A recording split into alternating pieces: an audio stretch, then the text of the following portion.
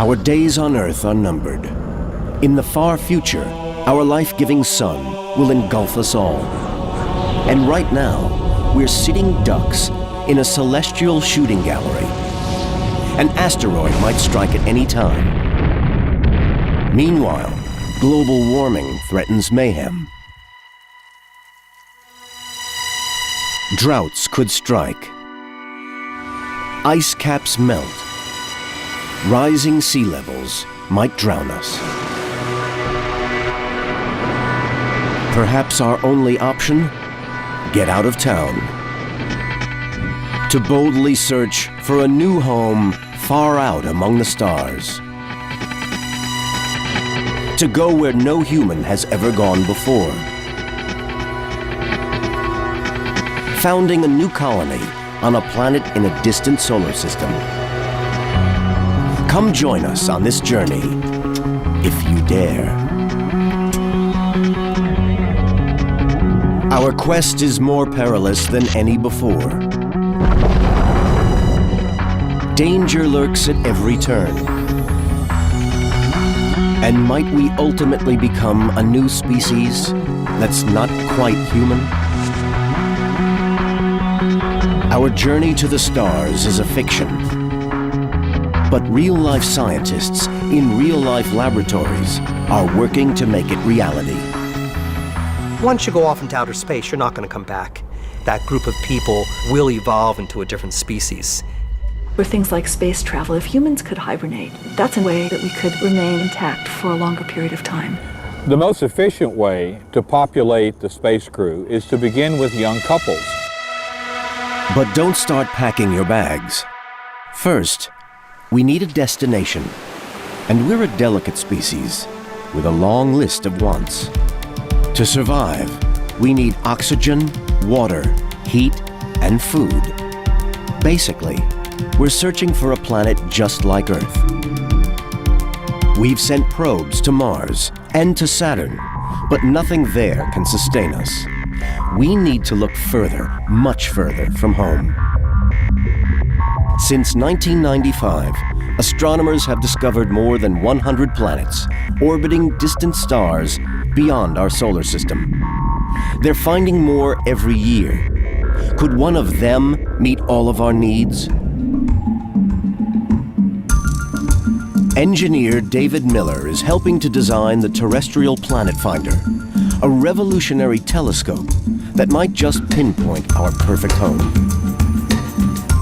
Given how many planets we're finding, I would love to be able to identify one that would say clearly, once we have the capability, that's the place to go. Like Earth, our new home must be near enough to its star to keep us warm.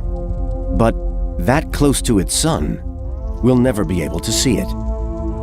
Miller's Planet Finder blocks out that blinding light of the stars and reveals their hidden planets. Once the giant telescope locks onto a planet, it detects oxygen and other gases. It can even tell if the planet has water. If we could really identify and point up in the sky and say that planet has a pale blue dot around it, that has oceans and atmosphere that we might be able to breathe, I think that would really give us a new perspective on our place in the universe.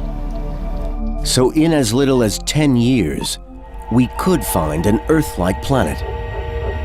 But space is big, seriously big. Just how long would our trip take? NASA's fastest vehicle is the Voyager interplanetary probe. Top speed, a staggering 39,000 miles per hour. Los Angeles to New York in under 4 minutes. But still 8 years to get to Pluto. And getting to the nearest star, Alpha Centauri, means 70,000 years in space. To reach Earth 2, we need something faster. Very much faster. Most propulsion in space uses a basic principle, as demonstrated by Dr. George Schmidt. The concept is best illustrated using a balloon. Fill the spacecraft with propellant, And then ignition, it produces a thrust. Rocket thrust can get us to escape velocity, the 25,000 miles per hour required to break free from the grip of Earth's gravity. 17 Houston, you are go for orbit. Go for The orbit. trouble with rockets is, the faster we go, the more fuel we need. More fuel means a heavier ship. A heavier ship must have more fuel. It's a classic catch-22. Perhaps we could build the ship away from Earth's gravity, same way they built the International Space Station. Once in space, it takes minimum energy to accelerate. Like a hockey puck on ice, a little tap sends us a long, long way.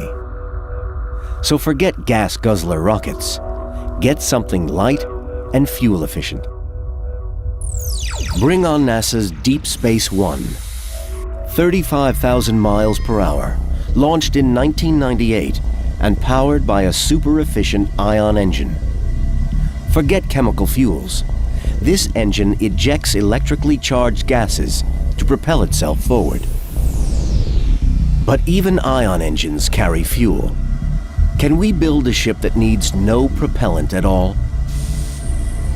Imagine a spring-loaded mast releasing a sail the size of a football field, a solar sail. Sunlight bounces off the aluminum and gives it a tiny push. It will accelerate and accelerate, theoretically, to 100,000 miles per hour. And it's not a dream. NASA now tests sail material on a small scale. Solar sails could travel vast distances, but speed remains a problem. Solar sails are probably the best candidate for exploring regions beyond the solar system, but still we're going to be talking about thousands of years transit time. Still way too long for our journey. But there is another idea out there, and it's pretty out there. Antimatter. It's the kind of thing you need a physicist to explain, like Michio Kaku. Anyone who's seen Star Trek wonders, well, why can't we simply build antimatter engines like on the Enterprise? Well, antimatter exists. But it's only created naturally in rare ultra-high-speed collisions, such as those that happen inside solar flares. It's a particle of regular matter with its electrical charge reversed. So dramatic things happen when antimatter meets matter. Total annihilation, releasing huge amounts of energy.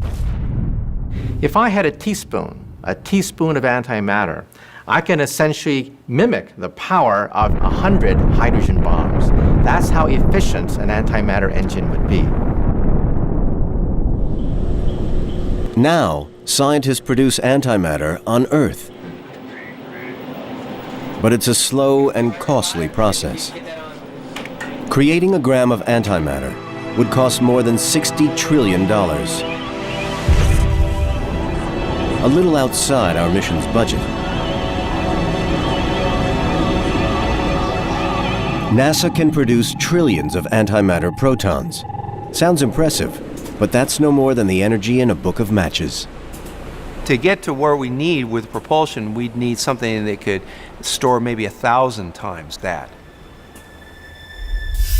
And so far, all of Schmidt's bag of tricks are designed for unmanned probes.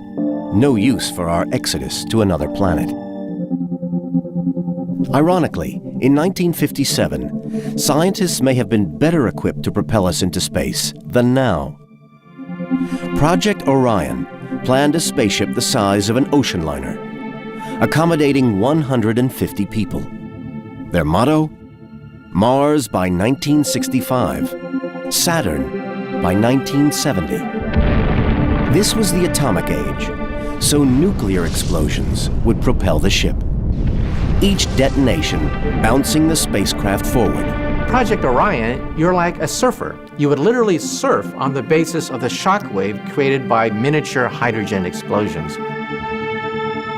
The scientists staged a test in California in 1959. Being safety conscious, they abandoned nuclear blasts for conventional explosives. Each explosion successfully powered the unmanned capsule upwards.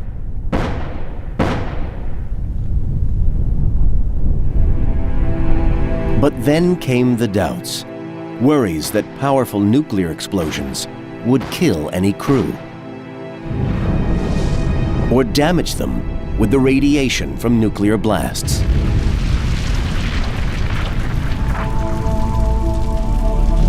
The scientists realized that it was a Pandora's box.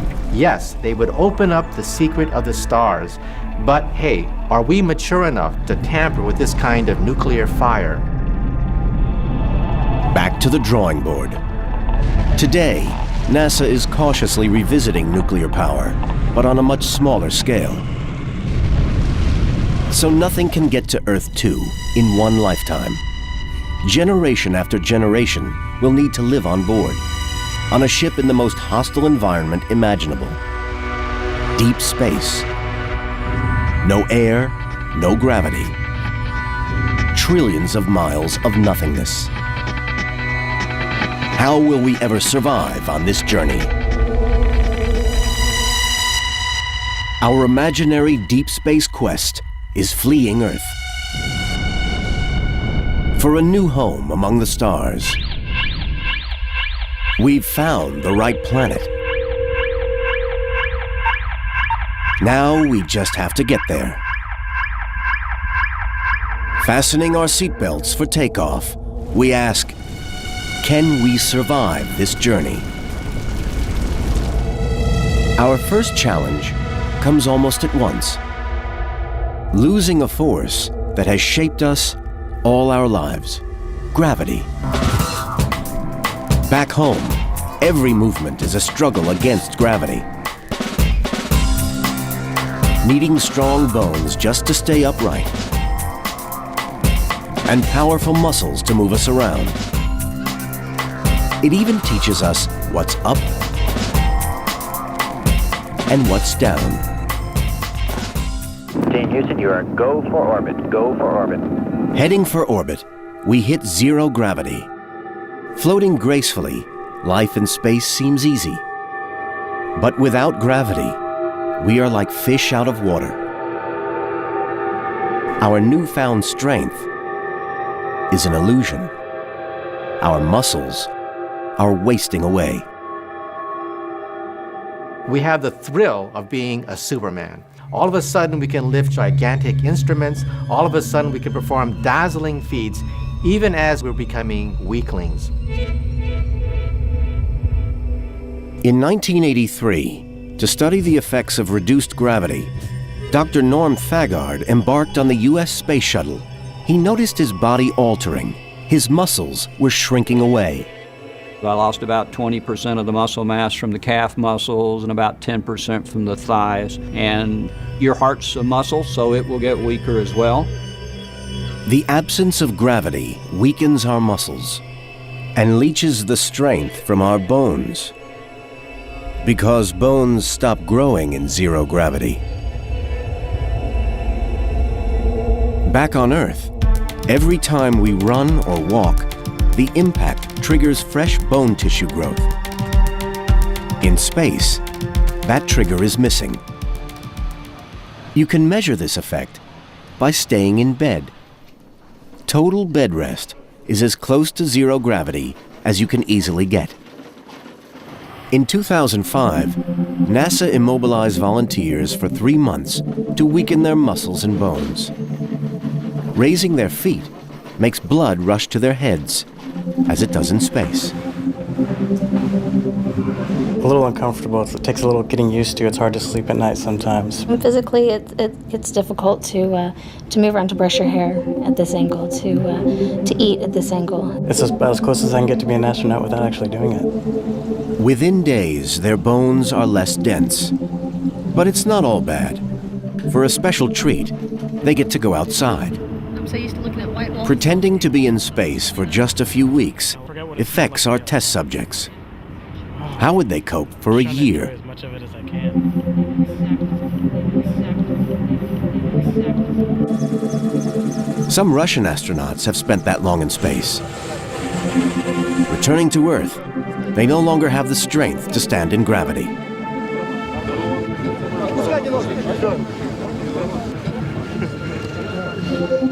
They're almost like a bug crawling on the surface of the Earth, trying to regain their strength.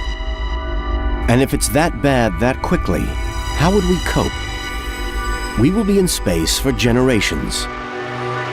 If current predictions are anything to go by, a year into our journey, a young male astronaut's leg looks normal, but underneath, he might have lost 15% of his bone density. 2 years later, as we approach Jupiter, a fall could easily result in a fracture. And by Saturn, a pat on the back could crush his spine. And there's hundreds of years still to go. We need a way of bringing gravity with us. At MIT, Dr. Larry Young thinks he's found a way to do just that. Why don't we try to replace gravity? Why don't we try to figure out some way of preventing the problem in the first place rather than repairing the damage? His answer: use a centrifuge. A centrifuge creates its own force. It's not gravity, but resisting that force still stimulates our bones to grow. But our centrifuge has to be portable. So Young's team builds one small enough to fit on our spaceship. You would not live on it, but you would spin on it, what I call a spin in the gym. So here I am being centrifuged at a modest G level. It's perfectly comfortable. Feel a gentle breeze over your feet. It makes you dizzy at first, but just an hour a day will keep our bones strong in space. It's kind of an unusual feeling because the sensation you get lying here during this rotation is that the entire world is turning around you. But it's a heavy contraption. We need something lighter. Prepare to enter the spin cycle. One of Young's students has designed this bicycle within a centrifuge. Cycling in circles, it's self-propelled, so no need for a heavy engine. And it gives our muscles a workout at the same time.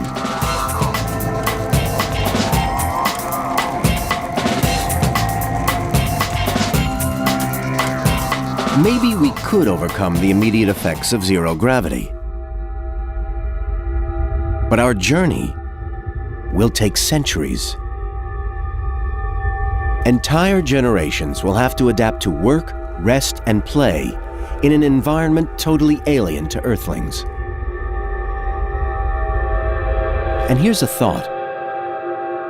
What will happen to the first human embryos developing without gravity?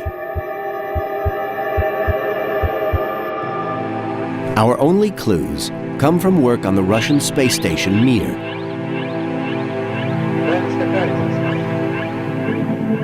It was a mini Noah's Ark, a mobile lab exposing plants and animals to zero gravity and recording it on tape.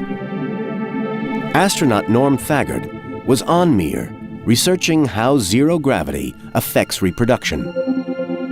Too dangerous to take a pregnant woman into space, so he studied eggs. Quail's eggs. The idea was to see if birds could develop normally, embryologically, in the conditions of weightlessness. But none of them hatched. It was a worrying finding. Do unborn creatures need gravity for proper development? It's a massive problem for our long-distance trek. Certainly you wouldn't want to have a pregnant female crew member on a flight in weightlessness until we've had a chance to examine some more of this. How can we cut our umbilical cord to Earth if we have to return home to give birth? It's every parent's nightmare. Our babies may not develop as they should. At the University of Indiana, Jeffrey Alberts thinks gravity is crucial in embryo development. It helps us develop a sense of balance. If Alberts has his way, by 2007, the International Space Station will be crawling with rats. Although we're not just big rats, there are so many similarities that they are an invaluable source of information. We have a similar inner ear, or vestibular system, to that of our furry friends. Like a carpenter's level, our inner ear uses gravity to help our brain figure out what's up and what's down. Alberts demonstrates its importance by taking a baby rat for a swim. Here's a 2-day-old rat pup. We can have a conversation with it and ask it the simple question, can you tell up from down? Can you tell the direction of gravity in your world? By turning it into its unpreferred position. This test in no way harms the animal. And place it just below the surface in this warm bath and give it time to tell us if he knows his directions. A normal rat pup like this one senses gravity from below and rights itself. But you saw that lovely orientation. Now it's going to wipe its face. And it's been protected from breathing in any of the water by its dive reflex. These earthborn rats experienced gravity all the time they were in the womb. What happens when we develop without gravity to point us in the right direction? Alberts sends a group of pregnant rats up in the shuttle for 11 days. It's the longest any pregnant mammal has been in space. All theory that we had told us that what we should find is a vestibular system which is not normal. The rats return to Earth to give birth, and Alberts is right. When he checks their babies for gravity awareness, they don't know up from down. Here's one of our stars, dropped in the water, and there he goes right onto his head. Here's one animal who just does not detect gravity the same way a normal animal does, and they come back to Earth and they're telling us they don't feel the world the way a normal animal feels it, the way that we do. It takes 3 days for Alberts rats to recover their sense of orientation, which is a clear and disturbing warning for our mission. The longer crew members spend in space, the more aware we should be about how they'll continue to function in that world with no gravitational cues. So leaving Earth could weaken us and make reproduction difficult. But bringing gravity with us could help. But that is only part of the problem.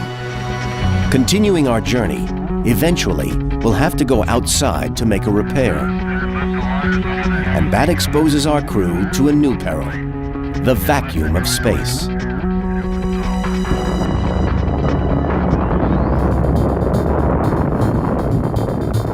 In 1993, NASA's repair of the Hubble telescope tested the limits of man's exposure to space. 4 astronauts spent a record 35 hours floating outside the shuttle, attached only by a tether. Their spacesuits were the only thing protecting them from the freezing cold vacuum of space. Jeff Hoffman was one of the astronauts. Now a professor at MIT, he has logged more than 1,200 hours in space over 5 missions. We looked at it almost as if we were doing choreography. We knew what the tasks were that we had to do, and therefore we could plan almost every move.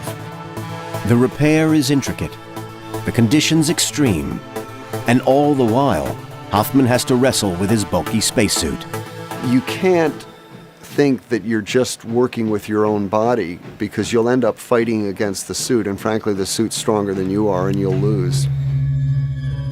The suit saves us from the extreme temperatures, while pressurized gas within the suit protects against the lack of any atmosphere.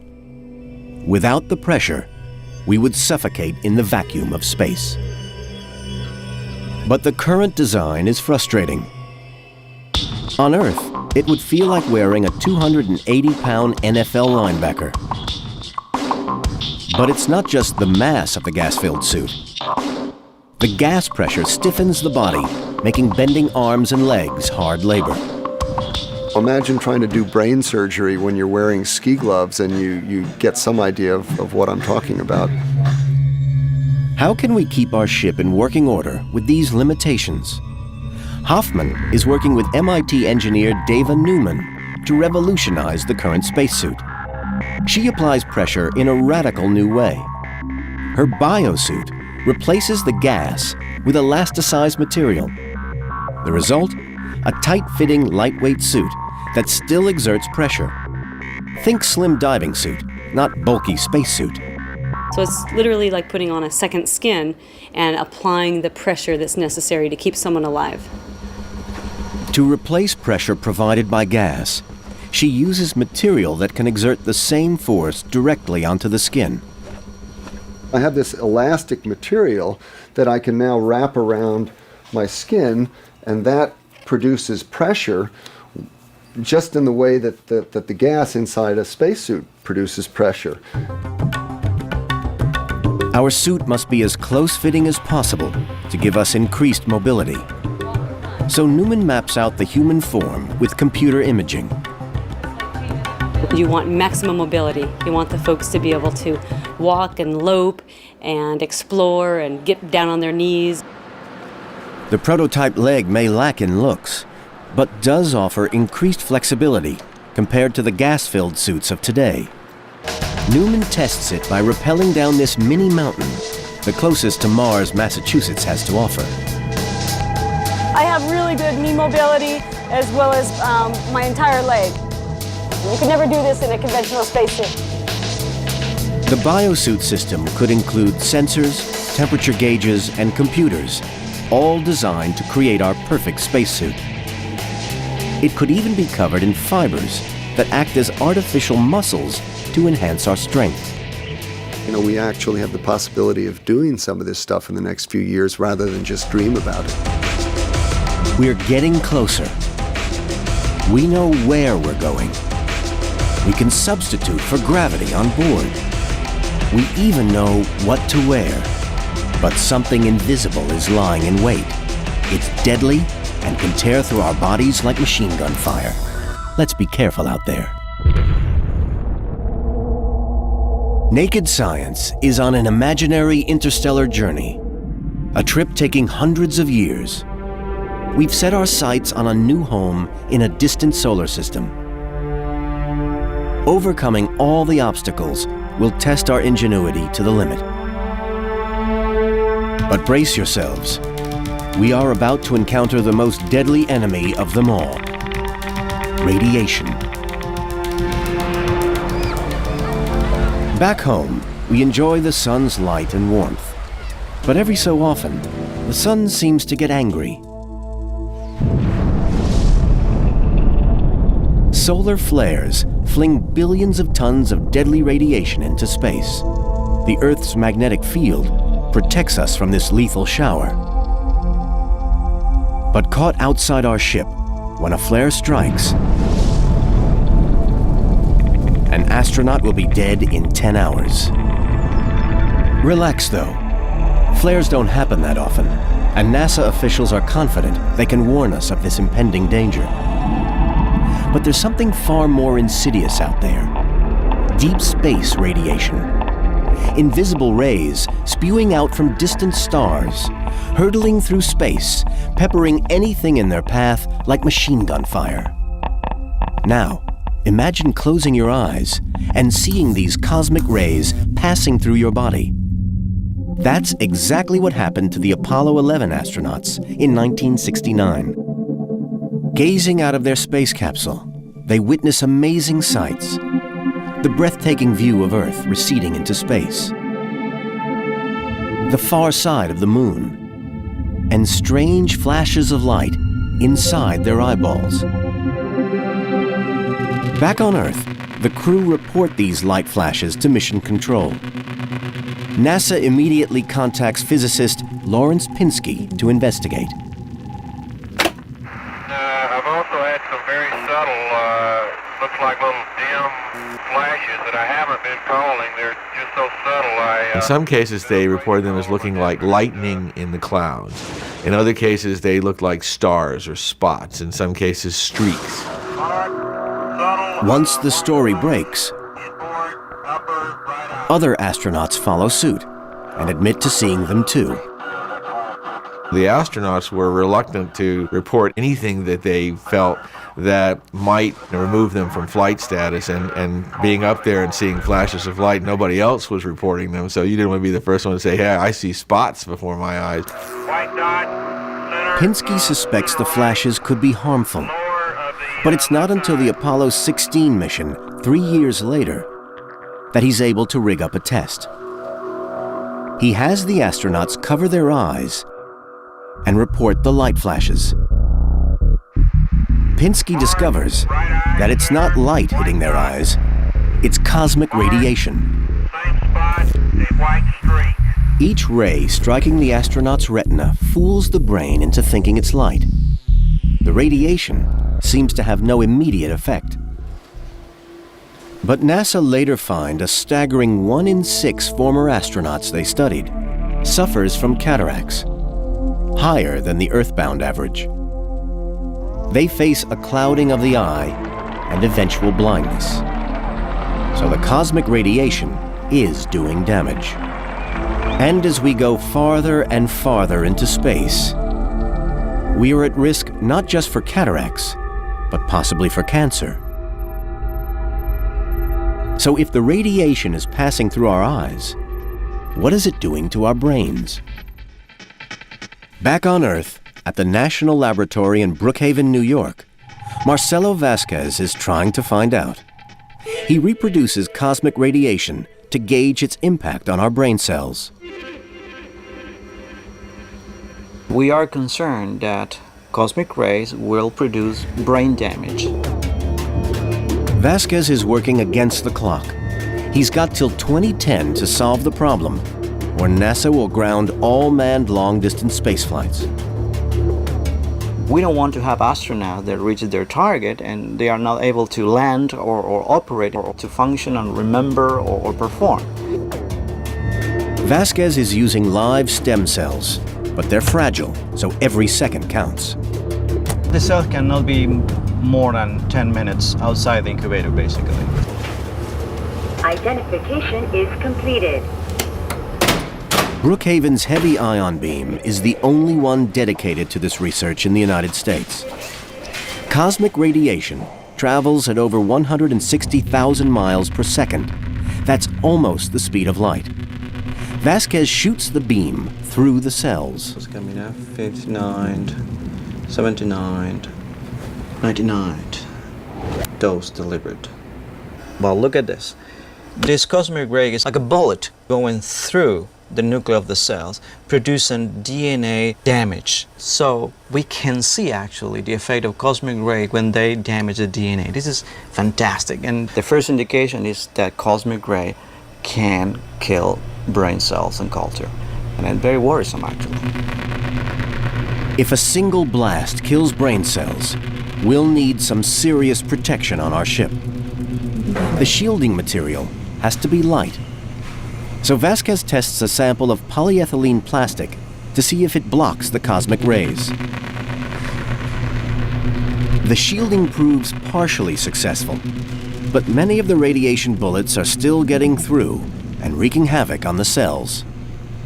Is there any way of repairing that damage? Vasquez is already way ahead of us. He's testing specially designed enzymes that could travel through our body and mop up radiation.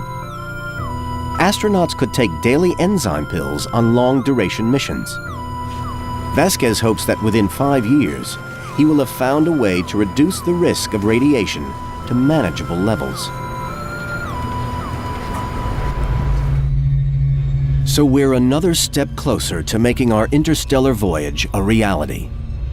But long-distance space travel will play havoc with our minds as well as our bodies. And how would we cope if a crew member goes berserk in outer space, 1,000,000 miles away from help? Naked science has explored ingenious ways of overcoming the physical ordeals of space on a journey to the stars. But as the months turn to years away from the safety of our planet, we face a new test. How will our mental stability last when faced with long-term confinement?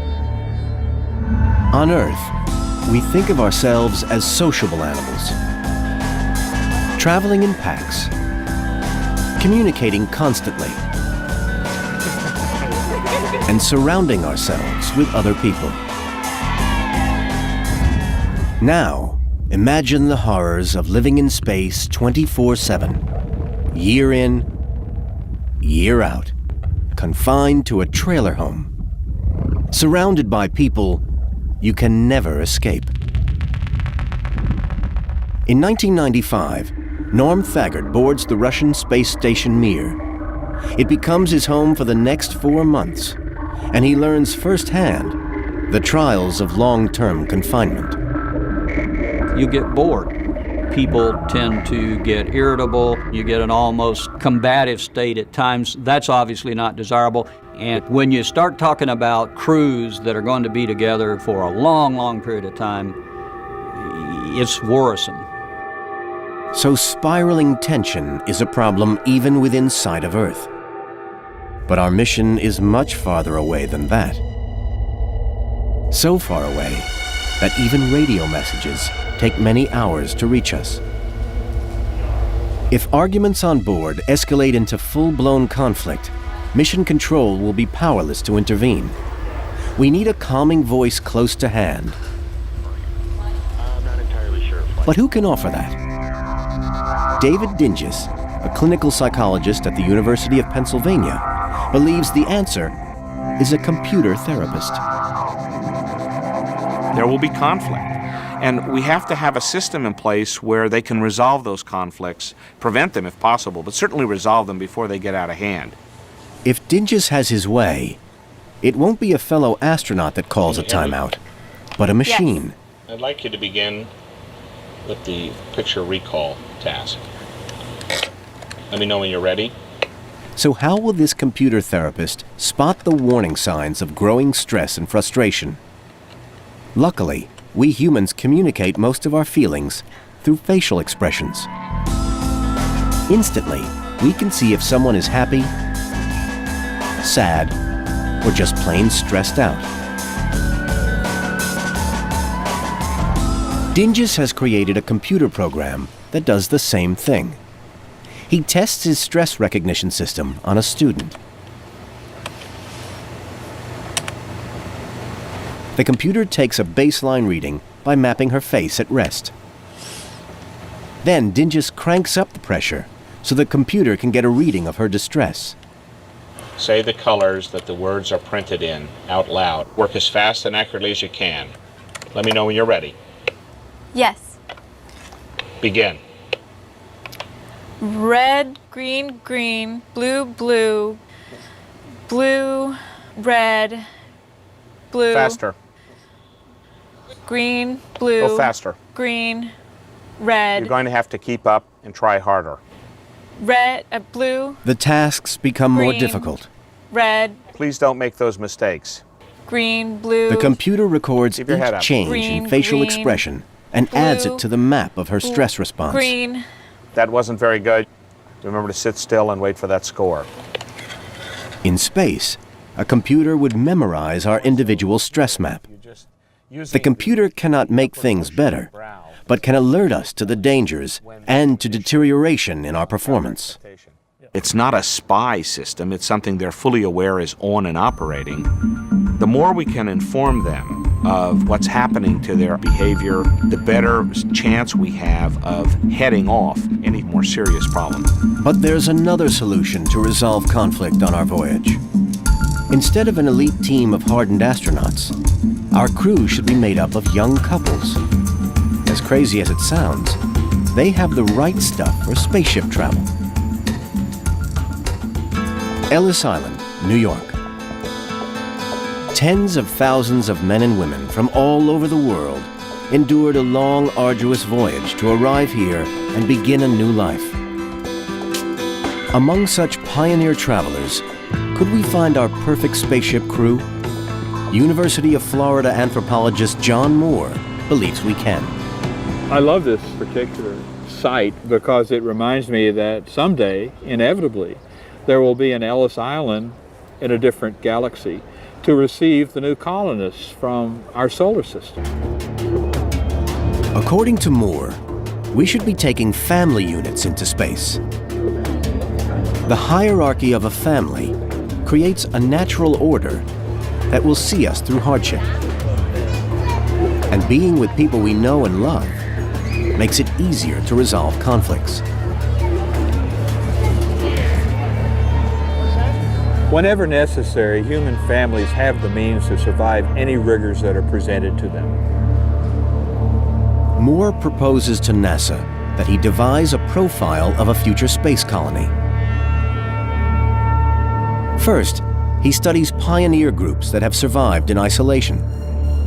Then he calculates how many couples we would need to survive 200 years with no inbreeding. I was surprised to learn when I figured the fertility and intermarriage rates that you could go with as few as 100 persons. So we need just 50 young childless couples to start on our journey. They could procreate on board to form a new population. The story of the world is diverse people coming together, forming a new tribe that nobody ever heard of, and becoming successful. And that's what we intend to do.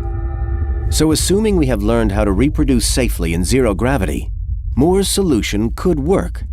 But he's only planned for 200 years. We'd still be far short of our destination. What happens then? I think it's inevitable, on a scale of centuries now, that we're going to have to tinker with the human body itself. So to get to our planet, are we talking genetic engineering? Prepare yourself for a complete overhaul of the human body. Naked Science is on an extraordinary mission to reach a new home in a distant solar system. So far away, we'll have to spend centuries in space. And only our children's children will reach our destination. Unless we live forever.